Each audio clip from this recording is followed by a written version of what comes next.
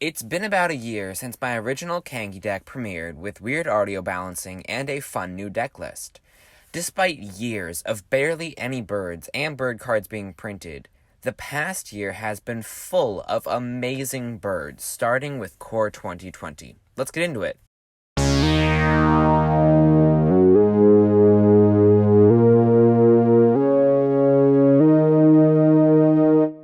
So the first set we will look at is Core 2020 with Aerial Assault, because it's decent removal and it can gain us a lot of life because a lot of birds fly.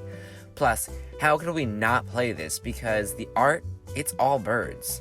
Speaking of birds, as I said, a lot of them tend to fly, which means that Safara, Sky's Blade, is actually a very effective way to win the game because Indestructible is really powerful. We get to attack over and over again without fear of our creatures dying. Mu Yangling, Sky Dancer, is going to be incredible for card draw if we get to the ultimate, but the -3 is probably going to be used more often. Winged Words is the type of card that will help fill up our hand if we need to, but we must look at the card draw in later sets to decide if this card is fit for our deck. We have to look at a lot of different sets, because we might have better card draw later on. And to aid our deck, we use Empyrean Eagle, because again, this set, Core 2020, gave us a lot of flying synergy, and why not take full advantage of it? And while we are optimizing synergy, let's think about Icon of Ancestry for this deck. Overall, Core 2020 offers a lot of flying synergy to the deck. But the next set that even offered a chance of a card for Kangee was Arcanist's Owl, because it is a bird and it has a chance to draw cards, which is great for any deck, but that was about it for Throne of Eldraine. Ikoria brought us Stormiled Caprador, which is a bird but not the best one, as we can't do that much non-combat damage. So chances are we aren't going to play this card, but we will see if it would fit in the deck. Additionally, Vulpikeet is a good bird, but it isn't good as the only mutate creature in the deck. In the ongoing chain of unplayable birds we have Avian Oddity, which also isn't playable in this deck, which is a very similar card to the next one, Dreamtail Heron. But Ikoria is not a total loss in terms of quality birds. We did get Skycat Sovereign, which is a really good bird because it allows us to go very wide. Spoiler alert, this is probably going in the deck. And Yorion may make a case to be in the deck because he is a half-decent bird, so stay tuned to see if he actually goes in the deck. Moving on from Ikoria, we are now in Commander 2020, where the first card to debate is Cartographer Hawk, but I doubt we will be debating much because the Hawk is ramp, which is really good with our commander.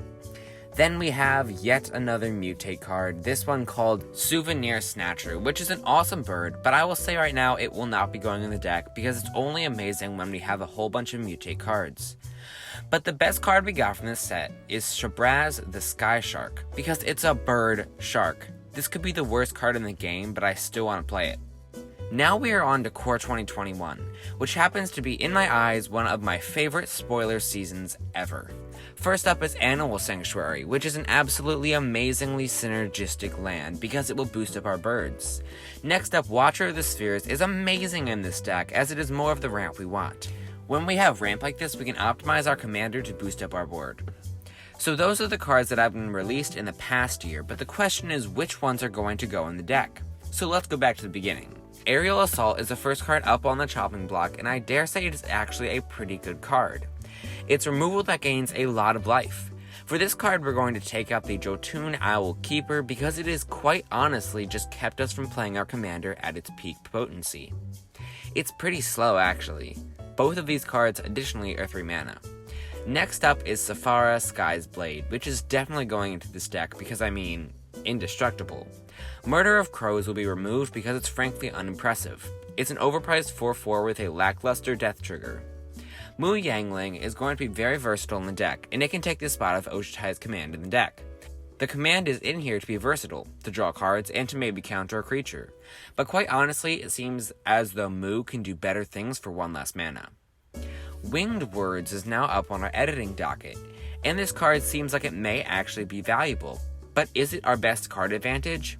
I dare say no, because Icon of Ancestry is better, because it's very capable of being activated turn after turn again, and in the long run may draw more cards than the Winged Words.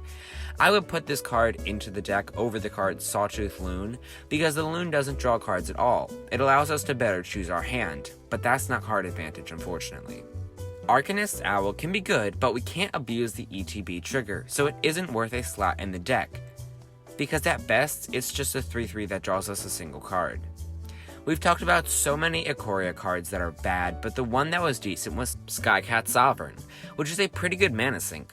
But I really do dare to argue that Aven Fateshaper is not as good because it's an overpriced mana sink, and we don't have to pay as much mana to activate it.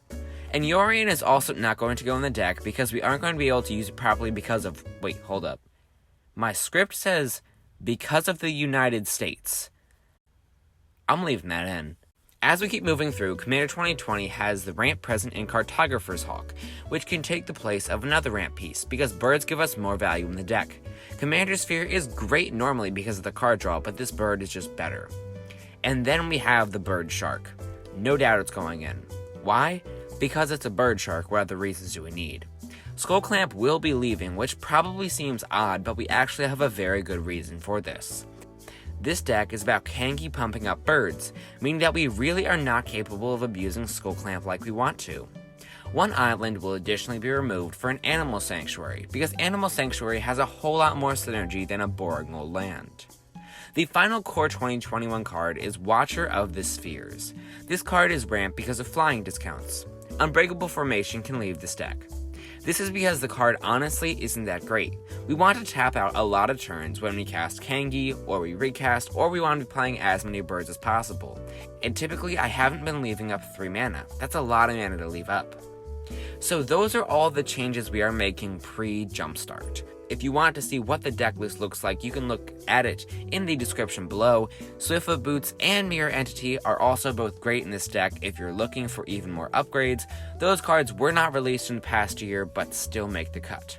And if you want more content in the coming years, you should subscribe to this YouTube channel.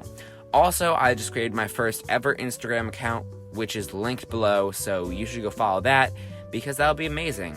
Thank you guys so much for watching, and have a great day.